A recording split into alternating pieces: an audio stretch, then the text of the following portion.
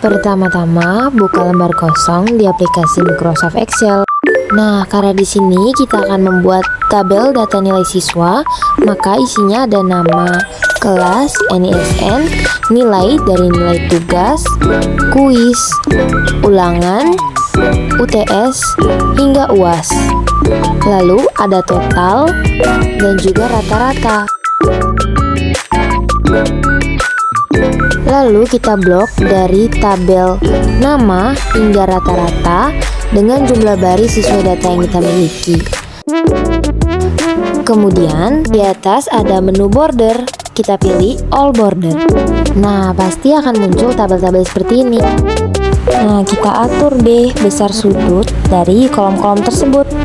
Kalau nama pasti lumayan besar kan? Untuk kelas dan NISN-nya, kali ini kita samakan saja ya. Begitupun pada tabel nilai hingga rata-rata. Pada keterangan data, kita akan menggabungkan dua sel agar menghasilkan sel yang lebih besar untuk membedakan antara keterangan dengan data.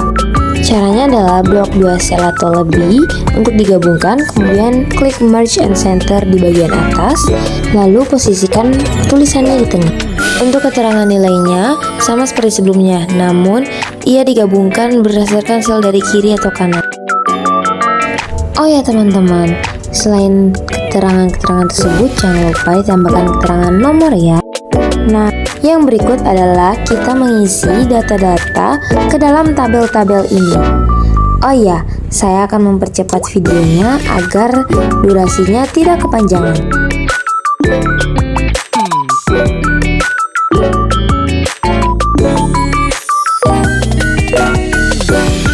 Nah, datanya sudah terisi semua nih.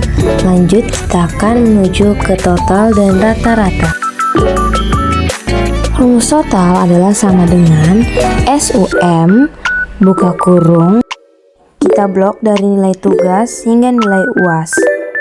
Kemudian tutup kurung, lalu enter. Nah, sudah muncul otomatis total nilai tugas sampai nilai UAS dari sel 5. Selanjutnya kita membuat hal yang sama, yaitu menggunakan rumus SUM untuk data-data berikutnya. Nih, kita sudah dapat semua total dari nilai-nilai tersebut. Sekarang kita masuk ke rata-rata. Rumus rata-rata sendiri adalah sama dengan average buka kurung, kita blok atau seleksi bagian nilai seperti tadi, kemudian enter. Maka pastinya akan muncul secara otomatis nilai rata-ratanya. Mari kita lakukan hal yang sama ke tabel-tabel berikutnya. Oke, ini dia nilai rata-ratanya. Nah, ini dia gambaran tabel data nilai siswa.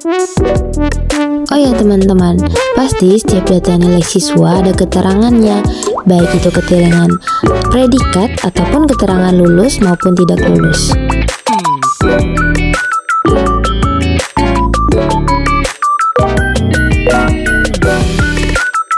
Jadi untuk rumus keterangan adalah sama dengan if buka kurung, kita ambil sel rata-rata, kemudian lebih dari sama dengan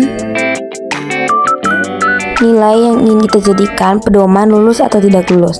Di sini saya menggunakan 90. Lalu tanda titik koma, tanda petik 2. Di bagian value if true kita isi lulus, sedangkan di bagian value if false kita isi tidak lulus.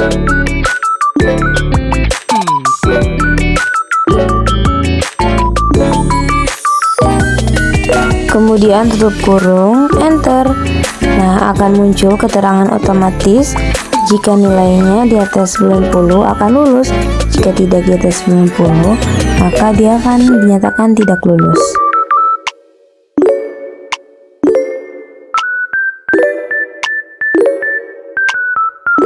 Ini dia tabel data nilai siswa dari saya, Clarita Janaska Caca Leo.